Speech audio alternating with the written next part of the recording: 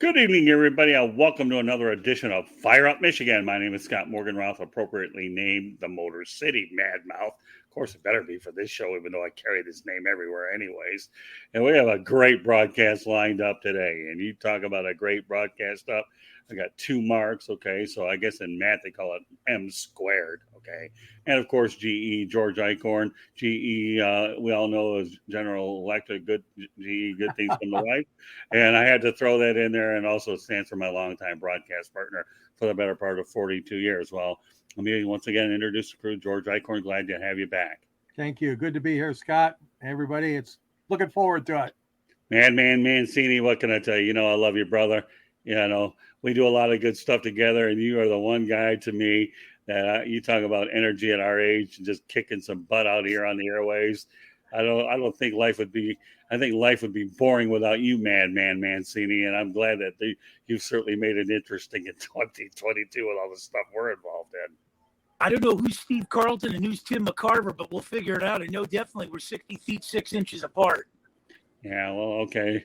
Yeah, and a lot of miles when to talk about teleconferencing. And last but not least, our guest of the evening, Mark Persails. Mark Persails, obviously, is a former Tiger farmhand. And Mark, why don't you give everybody an overview of everywhere you've been? Of course, we only have about 50 minutes. Okay, just kidding with you, 60 minutes. And we're going to get to some really timely topics tonight. Go ahead, Mark, take it away. Well, I appreciate Scott for having me on here and with the fellows. And this is exciting for me. Drafted in 94 by the Tigers, played 6 years with them or so till 99. Then got traded to Houston Astros for Brad Osmus and CJ Nikowski. Went on to play with the Astros for a little while, finished up there, hurt his shoulder, came back, went the independent route, played in Atlantic City, Mexico, Venezuela, all over the country, and had a wonderful run at it. Finished up playing in my career. I didn't know exactly what I wanted to do. I'm loving sports, loving the baseball, all parts of the baseball, not just the game itself, the people you're with. So it just led me to start teaching kids and doing lessons and stuff. And I was bouncing around from little league to little league in Central Florida there. And one day a mom brought me a 9-year-old team, and I didn't know she was going to bring me to Little Yankees because I had about 9 guys hit the ball over the fence, and she tricked me into starting a little academy and that kind of stuff. And so I've been doing that for the last 14 years now, and I couldn't ask the Lord for anything better. It's been a lot of fun to try to influence and help kids and help people reach their goals and the memories and everything to go with it. And the Lord blessed me for all them years to play ball and put me in a position to meet guys like y'all and talk sports and have Alan Trammell in your dugout when he was your childhood hero, and then have him be a roving instructor and guys like Bill. I could go down the list from all the heroes that you see, to Chet Lemons that you met, to playing against Albert Pujols, who's in the home run derby now, and I'm out here. So the baseball game's treated me pretty well, and I'm happy to be on your show tonight. Thank you, Scott, again for having me. Oh, Mark, it's been a pleasure. So, we'll get to some topics, but before I take care of that, let's take care of some company business, if I may add. Okay, subscribe to the South Florida Tribune on our YouTube channel, or visit www.southfloridatribune.com and follow us on Twitter at Tribune South. To advertise, call 954-304-4941. The audio portion of the show can be heard on Spreaker, iHeartRadio, Apple, Google, Spotify, or wherever you get your podcasts. So if you're listening to us or simulcast visual, we have the crew, and we always look forward to coming up with some great guests, whether we have guests or not. I guarantee you one thing, you're going to learn a lot, and certainly, hopefully, we'll stimulate some opinions and get your wheels turning. So with that said, okay, Mark, obviously we know that you were traded for CJ Nitkowski and Brad Osmus. Tell me what it was like to be traded for those guys who went on to become future major leaguers. Well, to be honest with you, it was crazy to be getting traded part. I was laying on my couch at my mom and dad's house in Florida, just watching CNN, and it said that the Tigers came on and traded for Brad Osmus and CJ Nitkowski, 4 players to be named later kind of stuff.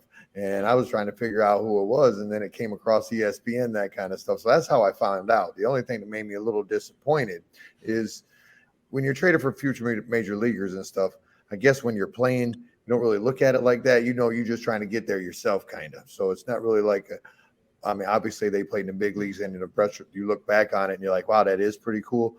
But at the time, I was like, wow, I was kind of more upset with the Tigers not calling me for 3 days after they traded me, and the Astros called me right away.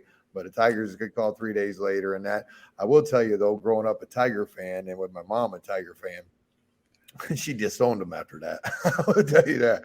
But it was kind of cool after you look back at it. At the time, you was just trying to play ball and didn't matter really with you with the Astros or the Tigers. You was just trying to see how good you could get.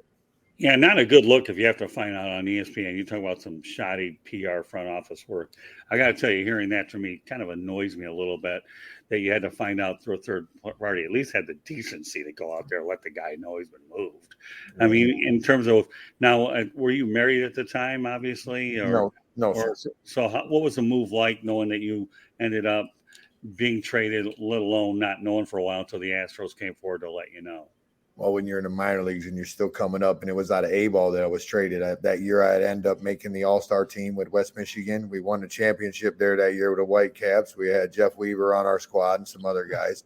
I ended up being 11-3 that year, so I had a good year. Astros trade for you, but it's not like you in the big leagues where your family moves to Detroit and this and that. So I was still, bouncing around.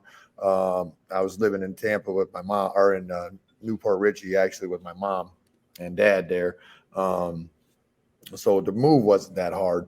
The weird thing is just the next year in the clubhouse, it almost felt like you were drafted again. The first time you step foot in the Tigers camp, you get to see Cecil Fielder and you get to see those guys and that kind of stuff. And then when you went to the Astros, all of a sudden you're seeing your other childhood heroes, the Bagwells and Biggios and that kind of stuff. And it's kind of surreal feeling when you walk in there. So tell me what it was like to be pitching in the minor leagues. I know that, let's face it, scouts get eyes on pitchers anyways in the minor leagues. And I've been around the minor leagues in baseball for the better part of 40 years. And I think one of my most enjoyable things for me was being able to watch minor league pitchers develop at a time like that. And let's face the reality, I covered my first minor league team was the Fort Lauderdale Yankees, moved on to the Tampa Tarpons, and then I worked in 87 in Gastonia, and of course with Sammy Sosa and Gonzalez. But as a pitcher, what's it like, though, knowing full well that if you're good enough, you should be able to move your way up, I would think, a little quicker than many of the position players? That's part of my development. I wish I had a little better teaching at in the minor leagues is being professional. That's so being a minor league pitcher and that kind of stuff. I got drafted out of high school, and I don't know if I was mature enough to handle, hey, what are you trying to do? Are you trying to be a Detroit Tiger, or are you just relying on the fact that you throw 100 mile an hour? And so there's a big difference between those guys that get in the big leagues, that climb the ladders on their professionalism. They go to college, I think, a little bit based on the kids that get drafted out of high school like myself, that can look back on it and just was kind of happy being there and getting, like I said, oh, there's Biggio, there's Bagwell. Oh, wow, I'm happy being here, rather than the guys that are stepping in that box against you, and the consistency it takes to work out, to take care of your body, to get your proper rest, to eat the right foods, to really do what they're doing nowadays to be the specimens they are. And I think that a lot of that is not only with your body, but I think it helps your mind more than anything, because baseball is a mental sport. And there was a time when I did get traded to Houston. I started out, I got there, I didn't give up a run in 13 innings or whatever it was in AAA, and they moved me down to A-ball, and I was going to be the opening day starter for us. Well, the Tigers came over, and I got to pitch against my boys from West Michigan that I played against there, and I got the yips. So I had the yips to start the year in Kissimmee there. They had a guy warming up for me opening day right next to me as I'm warming up, and I went on the Phantom DL. So the minor leagues is tough if you're not mentally strong, and you have to be mentally strong in order to go through that kind of stuff. And that's why I'm seeing these guys out here now that are talking about the minimum wage or the things that they're doing, or trying to get I think there's some court hearing, something on some minor league guys getting paid for what they go through and not getting enough money over it. I guess I don't even know exactly what's going on with it. I think I just read something the other day about that. Very good. So, all right, George, Mark, anything you want to add to Mark? Well, I just, you're bringing back a lot of names here that are near and dear to our hearts. You mentioned Cecil Fielder, and of course Trammell and Chet Lemon, and Oh, Tommy Brookins and Marty Castillo, and what a great team the Tigers had back then. I mean, they really, Sparky took over in '79, as you know, Mark, and then the Tigers won it all in '84, the year they went 35-5. Do you look back at that team like I do and say, wait a minute, why didn't they win more than one championship?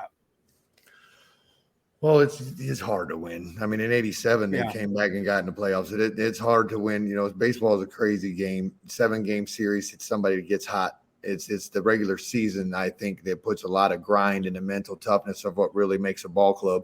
The guys that finish in the playoffs and getting there almost, to me, is just as tough as the World Series. I mean, almost harder than winning the World Series almost. You get hot, you get going. One guy, Mark Grace or Will Clark back in the day, carry your teams for a series or whatever it may be when they played against each other, that kind of stuff. So I'm not sure why they didn't win more. I do know that looked like, on the outside, is the reason why I wanted to play ball and play team sports, because it looked like just that. It looked like a team. It looked like the Alan Trammell, Lou Whitaker for 20 years. It looked like the Jack Morrises and the Petries, and those guys looked like they were competitors but friends and that kind of stuff. Sparky, just even when the game against the Padres, when Gibson hit the home run and he's telling them, they don't want to pitch to you. They don't want to pitch to you. That kind of stuff. That looked like family. So every time I think back in the '84 Tigers, it looked like family to me, and that's what I don't see nowadays. To a lot of that stuff, no matter what sport it is, actually. But the family aspect that team brought that year hooked me on team sports. Madman? Yeah, Mark, so blessed to have you part of the show tonight. And man, when I look at the high school athletes and I look at the college guys, is there an advantage where the MLB teams more or less pick up the high school guy and develop them on their own more so than the colleges? And the other two-part this question, when you look at the warm weather cities like out here in California or Florida or Texas, is there an advantage of playing high school ball compared to the Northeast? Yeah, I think that the advantage between the college guys and the high school guys is just the maturity aspect of it. I think even if you look at the draft now, I think I was looking at some numbers a little while ago where there's like 200 some guys D1, 1050 high school or whatever maybe. I think I look at it, it was a lot more college guys now that were drafted as opposed to high school guys.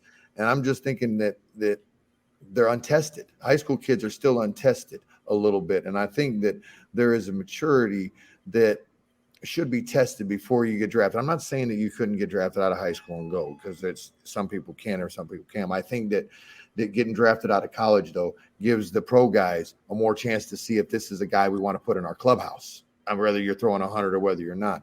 And then another thing to that is you can't really tell sometimes with these high school kids, like even in these big tournaments that they're playing in these AAU tournaments nowadays, or perfect game tournaments, they're all swinging wood bats. So right now, all these high school kids swinging these wood bats and the kind of stuff, it's hard to tell who can be good or not, because you're not facing 92 every day. So the high college guys, you're playing in the SEC or these things, you're facing elite level pitching. So they're 350 in college compared to what is that in high school? Is that 400? Is that whatever?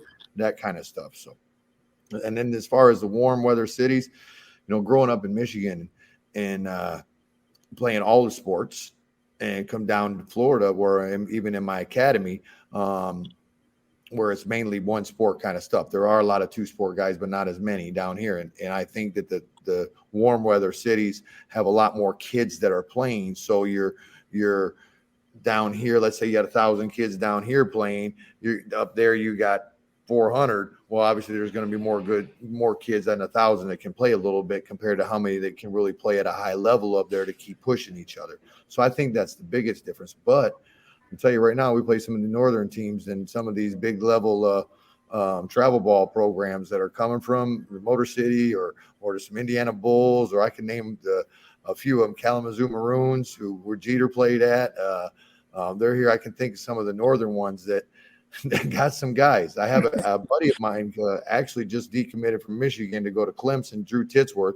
He's 92, 93. So they definitely got some arms up there as well. So I just, as far as the overall position players, there's a lot more in the warmer cities. Pitchers, they can come from either place. All right. So let's move on to Justin Verlander. Mark, you told me the other day that the Tigers have not been the same since Justin Verlander left. Why don't you go into more details about that? Well, on the outside looking in, I've never really met Justin. I just really admire the competitor, him, the Max Scherzers and that kind of stuff, the guys that come through there with their competitive fire.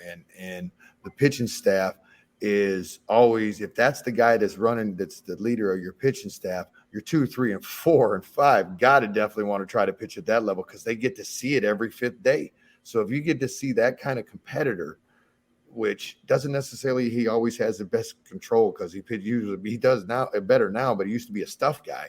So when you're pitching with your stuff guy, you're really that kind of locked into making the best pitches you can on a consistent basis. And that got to raise the level for the rest of your staff. And right now we haven't had that in a minute. We brought in, what was his name? Zimmerman that came over for a minute, but was supposed to be that. But you didn't look like he was our guy that people want to rally around. You looked like he was a good guy that we needed to pick up in a playoff stretch to come Doyle Alexander us, get us in there. That's what it reminded me of. But you didn't look like he was going to run our staff for us. We haven't had that bulldog. And when you get a bulldog, and 2, I mean, we know when we have Max Scherzer and him, the Bulldogs, they're going to elevate everything else in the clubhouse, on the field, and everything else when you got that one bulldog. And we're missing that bulldog.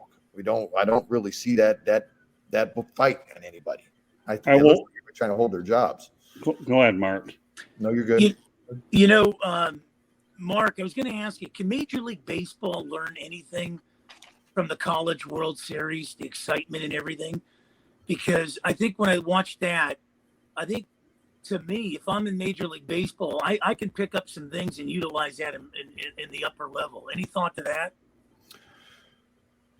World Series kind of fun watching it. I mean, watching the World Series kind of fun. I mean, and then the college baseball is too. All the thing about college baseball is you got everybody playing at the same time to run a champion in the last day. So maybe the tournament style, I don't know, double elimination would be faster. I don't know, but the MLB gets to run it out a little bit more for business purposes and money, I guess, or whatever. But the excitement that the College World Series brings is because you got 8 schools all there at the same time in the same complex. So you're not playing in Detroit and then going over to Chicago, but the games itself, them big league dugouts, them guys are kids too when it comes time to that. That's what makes the playoffs and the College World Series, that kind of stuff. It's almost like being 12 years old again. And when you're playing out there, yes, the newspapers will come kick A-Rod's butt because you're 071 in October or whatever. But them dugouts, when you're playing that kind of stuff, makes me feel like I'm 12 again. The excitement that it brings to don't worry about my numbers. I'm not worried about if I got a 5 ERA. I'm not worried about if I'm hitting 280. We are playing to win together, and it's the purest form of athletics, or in baseball, that is. And in the College World Series, I really enjoy it. World Series, I really enjoy it. So I guess the only thing would say is, I don't know, can you have it all at one spot? Anytime. Go ahead, with George. fans. The bubble didn't work for basketball, but with fans. Yeah, and getting back to Justin Verlander, let's just be honest here. It was a dumb move by the Tigers. I mean, they started unloading all their high-priced talent. Scherzer, they made a contract offer to, and he walked away and got a better deal with Washington. But losing JV, the man loved it here in Detroit. He didn't want to go nowhere. And they got nothing, hardly nothing in return, those guys in return. So it's really depressing, me being a Detroit media guy, to see this happen. I mean, he had his heart in this city. And as you know, Mark and Scott, I mean, he was the Detroit Tigers, and like you called him, a bulldog. And this guy comes back from Tommy John surgery, and he leads majors and wins. And that's another nail in the coffin of Al Avila and before him Dombrowski for getting rid of him. I'm sorry, but that was a dumb move by the Detroit Tigers. Well, you know what, Giorgio? You bring up a good point. Thanks for the segue. Madman, we'll get to you in a moment, okay? So bear with me.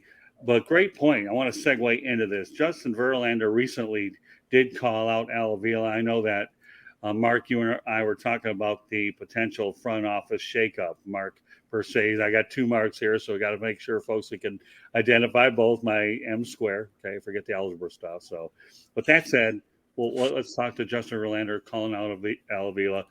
All right, MP, we'll just call you MP. Okay, without the 3, because then we're getting computer talk. Okay. Well, can you?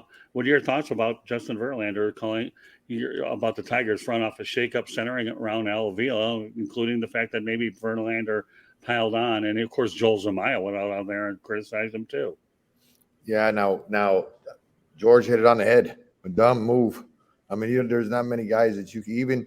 I read something last season where it looked like, or maybe it was just fake news or whatever, but talking about the Tigers because we thought we were going to win, or they did. That's why they brought Torkelson up or whatever. And then that I seen, well, Verlander's a free agent. Maybe want to come back and pitch his last year's. And then they should have explored that in a hurry, because if you can't realize you're missing that bulldog piece of what you got going on for everything, that's the best part of winning. The intangibles, when you have one of those guys can ignite a whole city. And that's what they had with Justin Verlander, and they let him go. So if you can't see that, I don't know what you can see and what you planning on building or where it's going, because it's just going round and round and round for forever now since that guy left. I mean, since you let him go, and he didn't want to go, or it didn't seem like he wanted to go. Scherzer, go get your money, buddy. I'm not mad at you. Go do your thing. You're a Bulldog too. Go get you here. Go to the Dodgers. Go get your ring. Bounce around there. But Verlander was home here. And he wanted to fight for his home, and when they let him go, I got to let those guys go. No offense. I mean, I'm not really mad at you. I mean, I don't know about your thing. Hold on one. Oh, dude. my stepson coming on, and he ball player and catching today. They getting ready to try to get something to eat as they got a game at 9 a.m. So, but anyway, Avila, Dombrowski, what are you doing to try to create a competitive monster? And I'm not talking about the numbers, the competitiveness. Does it start from you guys to our manager to all the way down? Where is the guy that's going to stand up in the paint? Where's that guy? Who is that guy that we can rally around? And if you guys haven't found him and you let the only one go that we have had in an amount of years, it's time to let y'all go and see who can get in there, because we have to find a bulldog. Now, Miggy, you're not really the bulldog. No offense to you. You're the guy that loves you hitting, and you're going to go down to Tampa or to Lakeland, and you're going to just have fun and be Miggy, kind of like Manny Ramirez, but a little smarter maybe. And the natural ability you have to hit, but I'm not so sure you could be the Michael Jordan-esque and punch Steve Kerr in the nose at practice, because you wasn't getting the most out of what we needed to do that day to get your team to rally around you. Or I could see Justin Verlander telling somebody off in a hurry that we're not doing good enough. Man. Well, Mark, I've always been for the players, and I'll always be for the players when they go after the owners. But yesterday was a head scratcher with Juan Soto. I mean, they offered him $350 million first. They upped it $90 million more, $440 million for 15 years. He would have been the highest paid player. I don't know if I don't mind betting on myself, but when you're under club control for 2.5 years, that's a lot of time to bet on yourself without getting injured and pulling a DeMarcus Cousins here. So I don't know how much advice he got, but then to turn it around on the Nationals and say, well, now they're going to trade me and everything. $440 million is a lot of money. I think the agent needs to be fired in this one. I don't know what your thoughts are. I think that Juan Soto needs to look at himself in the mirror, and whether you got an agent or whether you don't, and say that this club just offered me $440 million to give a chance to me, and this city has responded to me the way that they have, and post up shop and be the guy that baseball's supposed to be about, and society is supposed to be about the family, about giving back, about you got $440 million, bud, for 14 years, and people that absolutely adore you. So now are you going to be like KD? You're going to bounce around to the highest bidders and see if you can hit a three every now and then, or what?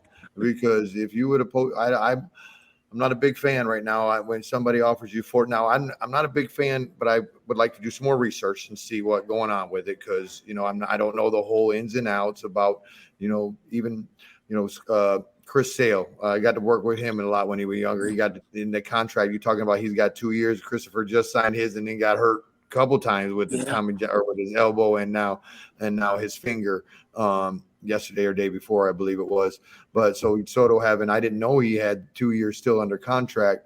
and they offered it to you now, they believe that even makes it kind of worse. They believe that much in you. They're willing to do it right now because they don't have to.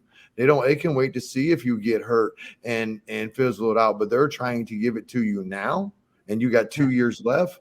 That makes it even sound more selfish is what's wrong with the world and what they need to just be just not good business, I don't think, or not playing the game for what it's meant to be played for. Yeah, the only thing I'm going to add to this before we continue on is I believe Al Avila has to go, and I think that the opinions in Metro Detroit are probably amounting to that anyways. At some point or another, you either figure it out or you don't after 5 or 6 years. I understand rebuilds are tough, but don't tell me that the Baltimore Orioles, who are starting to play better baseball after 2-3 years of bad baseball, are catching up to you. That's all I can say. So I don't know whether there's a front office shakeup beginning with the general manager. I don't know, but I think it's not a matter of if and when. Hopefully, Chris Ilitch makes that move soon. So you talked about Miguel Cabrera, Mark. Okay, I want to continue on with that if I may.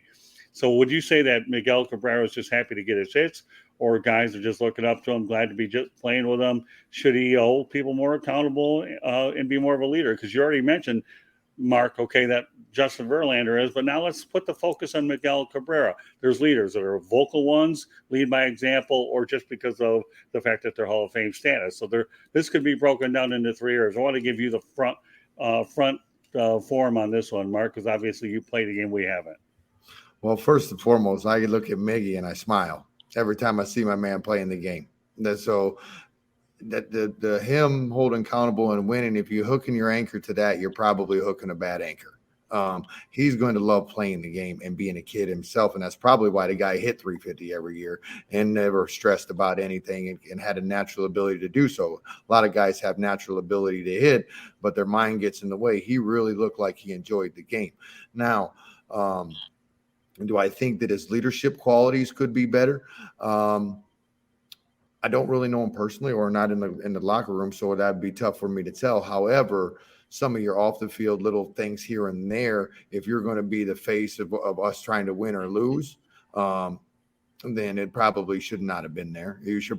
And this year, I did see him doing a lot of extra work this year, trying to get the young guys to want to play. But now I think that since he's the only guy that's hit, and he just kind of, I'm still playing like it's been the last 4 years with Avila. Another reason why you got to go, because what have you put around Miggy to really help him, even because not everybody's a natural born leader. Miggy's going to lead because he's going to hit 350. But he's not, I don't know if he's going to shake somebody down in the locker room and say, hey, 2-0 pitch, you swinging at the ball in the dirt. We need to get a guy on base, and you taking it back at 2-0 in the dirt and grounding out to third. I don't know if he's worried about that, or I was 3 for 4 today, and that was good. And for, hey, young man, for you to get better, you should probably take that 2-0 pitch rather than bust his butt for it. But at the end of the day, Miggy's had the most wonderful career you can possibly have. So to put anything on him right now, on the Detroit Tigers, and the reason for their lack of success is hard for me to do. Because they left him alone. I mean, if you left Verlander there with him, I bet you it's a good Batman Robin type thing. I think with Batman being Verlander and Robin being Cabrera, regardless of the numbers or who's a better Hall of Famer. But I think both of them be able to attack the Tigers, and I think that we'd be sitting here talking a different story right now. Yeah, great analogies. I love the Batman and Robin approach. I really do. I mean, yeah, all I can say is Miggy leads by example, and his numbers speak for itself. He's the first ballot Hall of Famer. So with that said, I'll give everybody an opportunity to come on in this one. This has been a trending thing that's what we've been dealing with over the last week, and a really good one. And we'll keep it on Miguel Cabrera, but we'll also add Albert Pujols to the equation. I think Rob Manfred and the collective bargaining agreement worked out well, where they were both included in the All-Star game, and no regular spot was taken to honor these legends. So again, Mark Persails, why don't you talk about this, and then I'll round up. Everybody gets a crack at this one.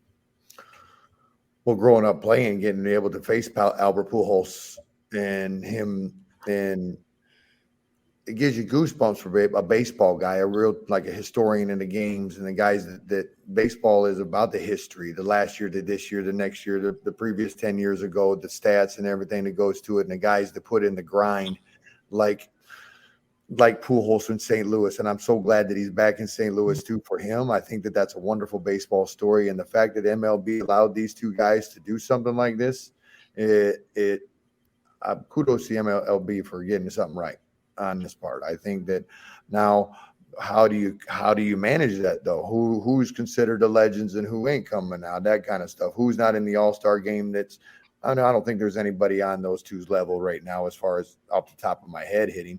But I mean, I don't know how you would monitor that or that kind of stuff, because why would one be in this year and then maybe not next year? Like Pujols retiring this year, Miggy's not. Is he automatically in the one next year because of the Legend Tour? Or is it just this year? I don't know.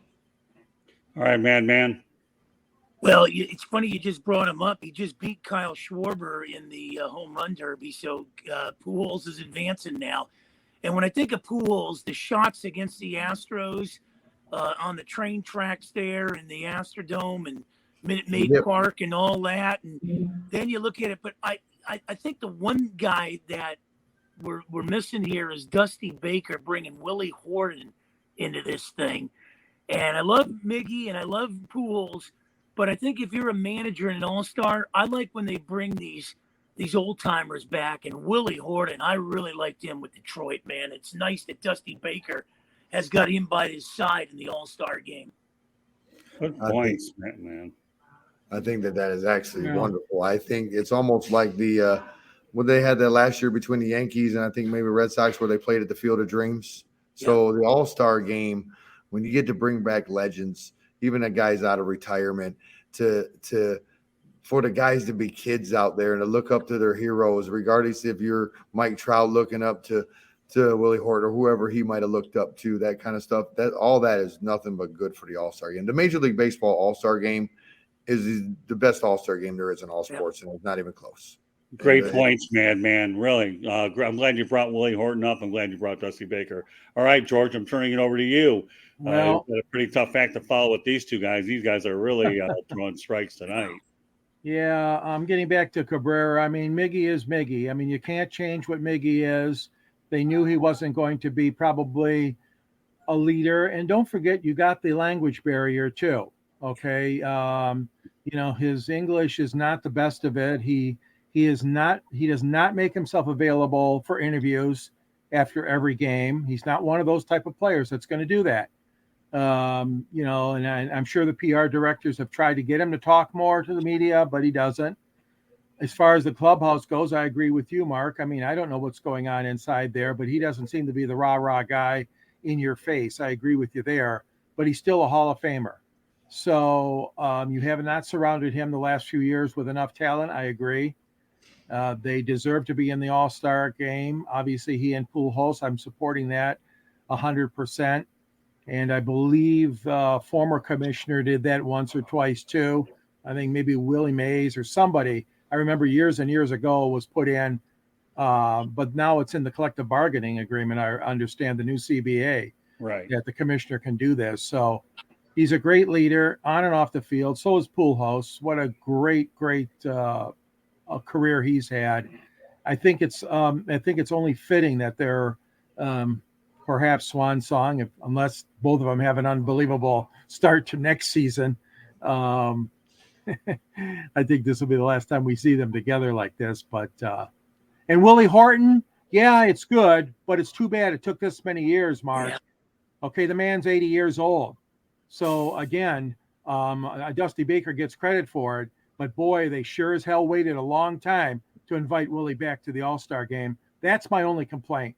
Willie's had some health issues lately, and I'll be honest with you, they're very fortunate that he's well enough to travel from Detroit to L.A.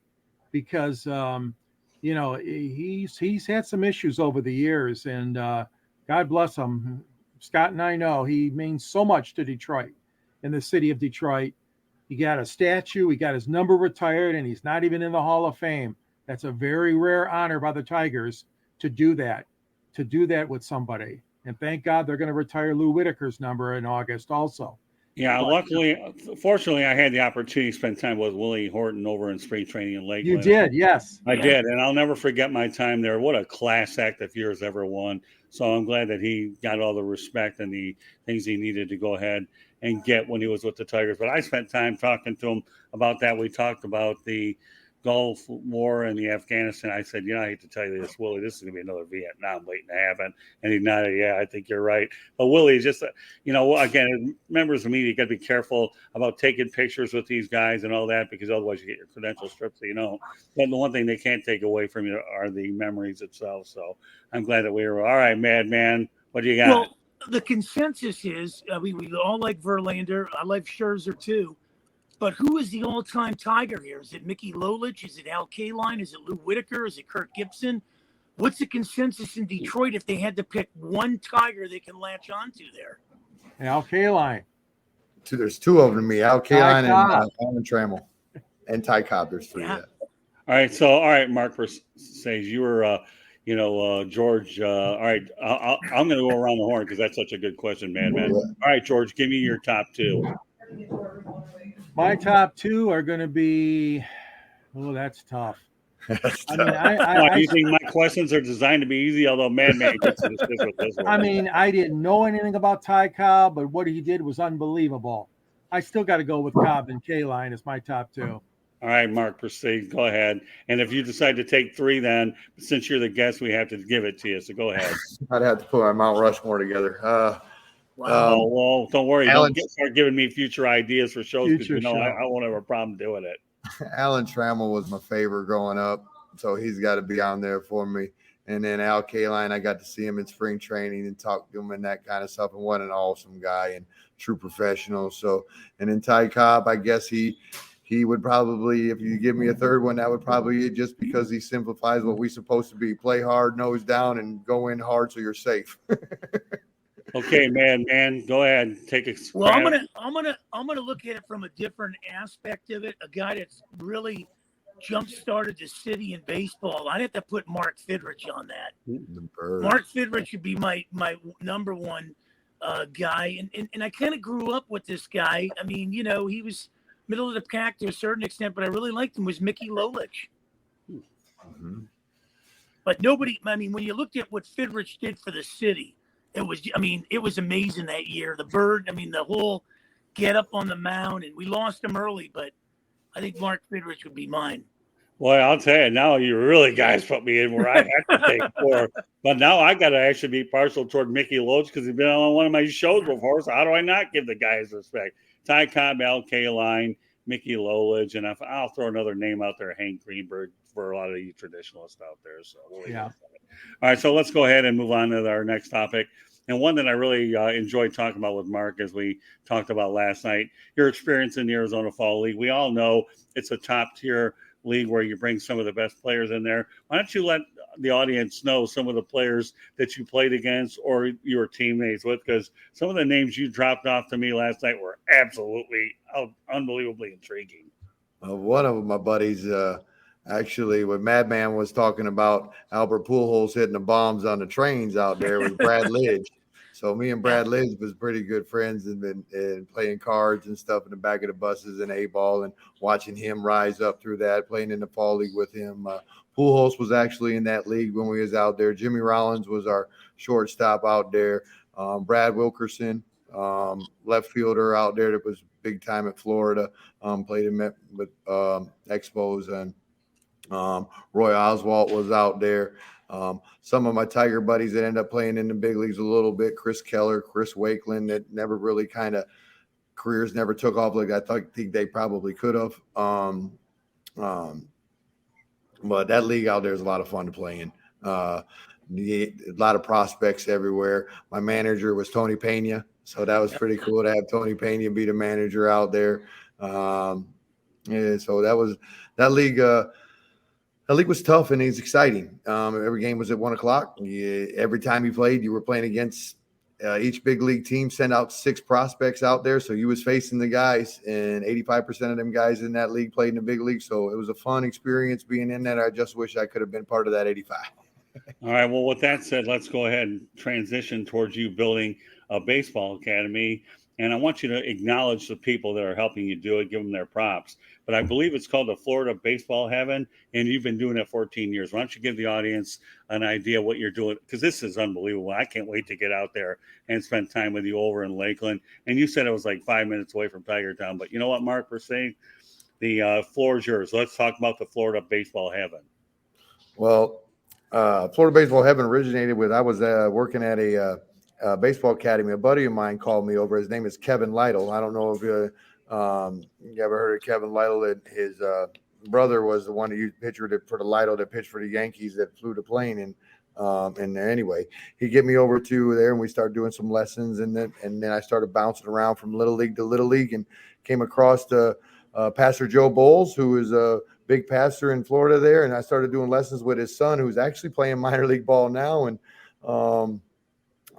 we started up Florida baseball heaven. Right now, we built it up over the last 14 years we got roughly 200 kids in the program. We got probably 15 guys that have played in the big leagues now and that kind of stuff. Chris Sale came through there a little bit. Al Gasher, pitcher with the Phillies. Keon Broxton, he was with Milwaukee, robbing some home runs, that kind of stuff. Addison Barger right now, I'm very intrigued. Probably the hardest worker in our program coming up. He actually led the Florida State League last year in home runs, and he just got moved up to Double-A, I think, on Saturday with the Toronto Blue Jays. Was last Saturday? With Toronto, he was hitting 300 with 14 jacks in Vancouver right now to start out. So We got some guys, and we got a lot of guys that are playing college baseball from JUCOs, the D1s, the D2s.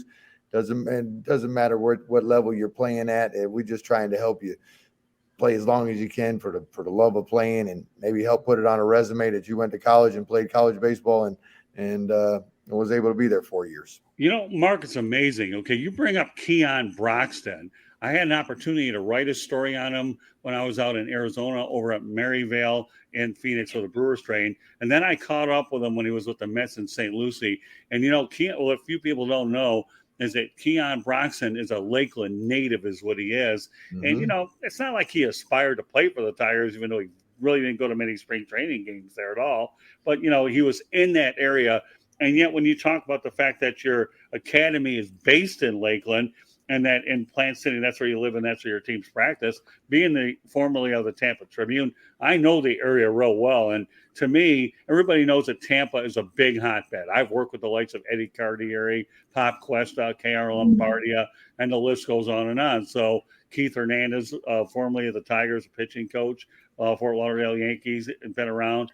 So let me tell you, for a lot of you folks that don't know much about the Tampa Bay area, and you brought up Fred McGriff earlier tonight, I'm going to tell you the Tampa Bay area is a real treasure for developing a lot of players. And the fact that you're located basically off of I-4 when you connect the dots from Plant City to Lakeland, which if I remember right, depending on traffic, because we all know I-4 is a pain in the butt, you can make that drive in 20 to 30 minutes all day long back and forth. What you have going on there is just unbelievable with the Florida baseball heaven. The fact that you brought Keon, and again, he's just one guy that I know because my baseball paths have crossed. So tell me a little bit more about the development and how these guys are really progressing to become bona fide prospects and subsequently become major leaguers. Well, I love our coaching staff. I've had guys in and out from I always try to put the best baseball people I can around my kids and around the guys. And it's a bit like Coach Ozzie, like I said, the hitting coach with the Milwaukee Brewers, Ozzie Timmons, comes back and helps us out. Terry McGriff, who has a World Series ring with Cincinnati. He actually was traded before Cincinnati went it to Houston, but he's got a World Series ring there. We have Coach Corey Freeman, played 6-7 years with the Seattle Mariners, was shortstop behind A-Rod. He played in AAA there. I got some good high school coaches that helped me out. And now when you've been doing it for so long, 14 years, now you start to feel a little old when your boys that went off to play at University of Florida, they're now coming back and coaching your teams for you. Or you got kids that on your 11-year-old team that you coach their daddies. So it's kind of come full circle, and the family aspect that we built up over the years now from everybody, knowing everybody in the program. My older guys, my 18-year-olds look up to take care of my little 8 and 9-year-olds. I got 14-year-olds that go sit in the dugout at the 16 and under tournaments. It's been a lot of fun, and the development comes just from the people and what we're really about. And it's really about the kid, and that first and foremost about the journey, not necessarily the destination. Madman. I want to talk about the spring training in Florida compared to Arizona. Growing up, it seemed like everybody was heading to Florida. The Dodgers were in Vero. The Rangers used to play in Pompano Beach. And now we've got some of these teams, the Tigers have been there in Lakeland for years, the Pirates in Bradenton. But it seems like a lot of these teams have moved over to Arizona. Is it a land thing where they're getting everything built for them? Kind of like, in the movie industry in Los Angeles, everybody left LA because of high taxes and went to, Nashville and Charlotte. What's the status of the spring training in Florida compared to Arizona now? You know what? I can actually answer that question for you, and then I want to get over to the event, Mark, that you're going to promote. Having lived in Arizona and now living in Florida, and I've been to all Cactus League stadiums out in Arizona. The state of Arizona committed itself deeply to spring training, and they invested a lot of money to get those teams and lure them over to the Cactus League. So you got like 15 and 15.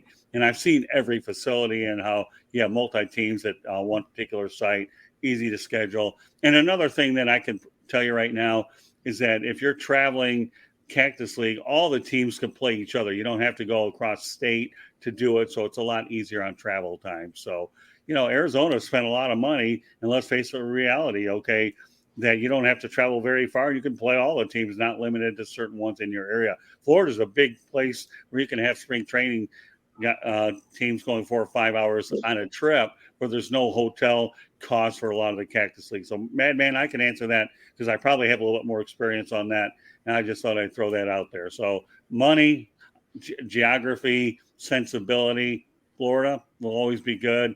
But the Cactus League, and I've talked to managers and players, they love it, the Cactus League. So it's a lot easier. So with that said, Mark Persails, I want you to talk about the event in August, and I want you to let everybody know in the audience all the different schools that are involved. Because when I looked at that list, MP, that was about the most impressive list I have ever seen collected in an event in the state of Florida. I don't think you brought many of them from South Florida. I think there were 1 or 2. But you know what? I'm not going to go out there. I'm going to let you go out there and mention all the schools that you feel are worth talking about and when it is so that people can look for it. Well, it's actually our second annual college showcase event for our boys. When you've been doing a baseball academy, everything happens in time and try to figure out how to do it. I've after been doing it so long and building up the relationships with the coaches just from going to these tournaments and having players that want to come, I just invited them all to come to a workout for us last season, and it worked out wonderful. We had 120 kids out there, had about the same schools that we had this year. This year's event, we're going to have probably 25 schools. We'll end up be there from UCF to Florida Gulf Coast, USF, Florida, and Florida State have just informed me that they will come, although they're not on the flyer yet. They got to me before I had to get the flyer out before it was too late. And they just got back with me as they come and see my right-handed pitcher today throw up here in Georgia and see him touch 91 at 16. They figured that they might want to come out to see our showcase as well. So it gives me a chance to invite not only the D1s, but the Polk States, who me and Al Corbeil, a friend of mine who we played with the Tigers, actually. He was a farmhand. He's the head coach of Polk State College in Florida, Barry University, Flagler, Hillsborough Community College, St. Pete Community College, State College of Florida from Manatee. There's now their school reached out to me today. Albany State here in Georgia had reached out to me. So it's an event that we're going to try to we have a lot of fun out there. It's not like some of these showcases where you see each kid get 4 ground balls at shortstop and throw it across first. We run a regular practice basically, where we're doing dual fungos, BP pitchers. Each pitcher will throw to 4 hitters. That way it's not a wasted long game where you're out there for 2 hours and nobody gets to do a whole lot. So we make sure that we monitor that.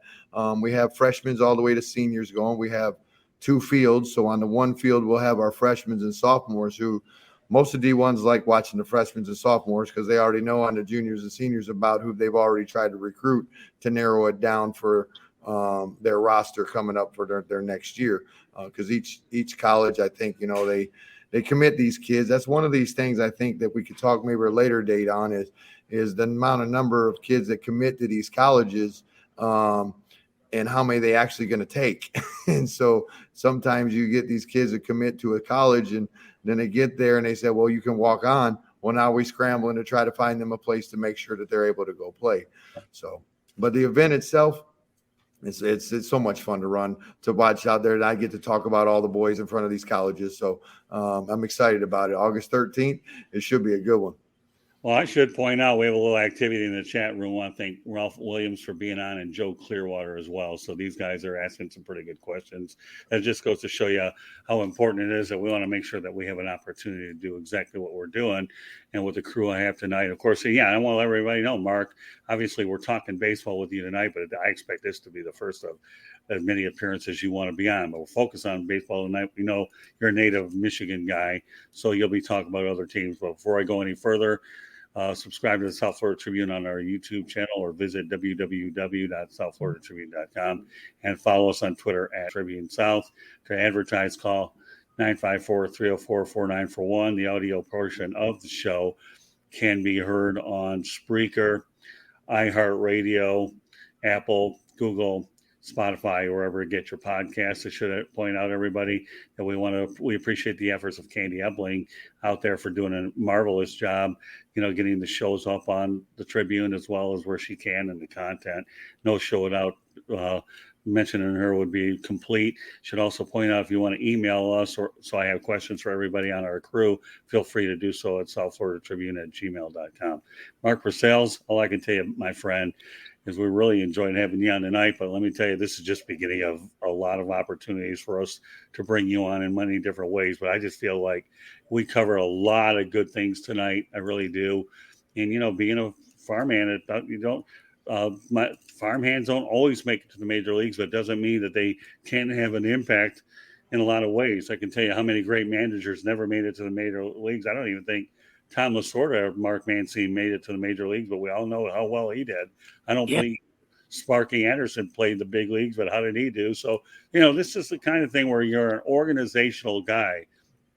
Just because you don't make it to the big show doesn't mean you're not going to contribute. I mean, I've worked with a bunch of them in the Yankee system, Reds, and wherever in the Texas Rangers. So when you talk about the fact that just because you've been in professional baseball, you don't make the jump to the big leagues, does not mean you can't be productive in this game. And Mark Persails, you're a classic example of why it's great to have someone like you on here, because you're contributing to the game, the great American pastime, because your great work with the Florida Baseball Heaven, and of course the event, we had the opportunity to promote it. This has just been a lot of fun. I am sure that I appreciate you having me on here. This is I could talk sports all day and kids and youth, and I just appreciate you guys having me here. Well, don't worry, you'll have plenty of opportunities to do so. With that said, George Eichorn, why don't you get any final thoughts before we go out there and let you promote what you stand for? Well, we didn't say much about the University of Michigan. Okay. Let's give kudos to Go Blue. They had a great run at the College World Series a year ago. Unfortunately, they got knocked out early rounds this year. Eric Bacchus has done a great job, and Fetters, the pitching coach, of course, was promoted to the Detroit Tigers staff. So we'd be remiss if not recognizing the U of M and what a great strides they've made in their baseball program. You got to go back to Bud Middaugh, go back to Bill Freehan as one of their managers. U of M's had a great team, and I really want to say hats off to them. And also, I don't know if you know this, Mark, but the number one college pitcher came right here from Detroit, Orchard Lake St. Mary's. The guy's thrown no hitters all during this season, and God help me, I have no idea why the Tigers did not take him. He was supposed to go in the first or second round, and he slipped to I believe the fourth round. The Rangers took him, but the Tigers are going to rue the day that they let this kid go from their own backyard from Orchard Lake St. Mary's. But I'm a high school coach in Florida, so I pay attention to that. And I've been Orchard Lake, weren't they like 31-0 or something like that? Yep. They were number one rated team in the country, I believe. He threw a no-hitter in like the regionals and in the finals. And but the Tigers have a lot of pitching depth. I understand that, so they went with in the draft with mostly positional players. But no, it's great talking to you, Mark. And I got to echo Scott's sentiment. I mean, there's players that, just because you're not a superstar doesn't mean you can't contribute years and years, like you said, to the game going forward. And what you're doing is remarkable, Mark, taking these youngsters and working with them making their skills even stronger for someday, hopefully, to be good players in either the college ranks or the professional ranks. Yes, All right, sir. so we're going to go around the horn here really quickly before we wrap it up. Want to make sure everybody gets an opportunity to go out there and let everyone know how they get a hold of them. All right, we'll lead off, obviously, the appropriate turn with George Eichorn. Let everybody know how they can get a hold of you, and then we'll go to Madman Mancini, and then last but not least, Mr. Persails. Go ahead, George. Okay, thanks, Scott. Yeah, get a hold of me at Twitter at S&G Sports 99. Also, you can get a hold of me on Facebook under George Eichorn. And I'm the author of a book on Detroit sports broadcasting that came out a few years back. And if you want to, there's a link on the South Florida Tribune website to order a copy of my book. And that book includes our own host, Scott Morganroth, who has his roots deep in Detroit and the Motor City. Yeah, the photos in there with me are Muhammad Ali and Jimmy Connors. So just so you know, go out there and get that book. It's not only a good read, it's a book filled with a lot of photos. So it doesn't take a rocket scientist to read that thing or look at it. All right, Madman Mancini, we know that you set the Guinness Book of World Records for how many podcasts you can show. We're glad that we're a part of your Guinness Book of World Records in the lineup. And you and I have a lot of ambitious plans going forward, don't we, Madman? Mancini Sports at yahoo.com. XM203, Sirius 217 on Fridays. Thursdays, it's Philadelphia's WWDB AM 860, Liberty Bell Smack with Marianne, Sal, and myself. And then my big dream is that thing on twice a week with Tarek Brock, the first base coach of the Pittsburgh Pirates. I know That's the Pittsburgh Pirates podcast. Yeah. I'm so blessed to do that each and every week. Been doing it almost 2 years. And this show, I love it, man. It's sweeping the country with all you great guys and part of that Florida show and all these other things. And, you know, good times with good people. Good things come to people who wait. And we've seen a lot of people make some strides, Peter Blake and all these other guys, and just so blessed with everybody. But money comes and goes. Relationships are priceless. Right. And Mark Mancini, just so you know, folks, and I appear on Saturday Sports out in Oakland with Bruce Kessinger. Of course, Mark's part of the Fire Up series, and Mark does the very best that he can to get me on some of his other shows as well. And that's appreciated, because it's all about cross promoting, getting to know people.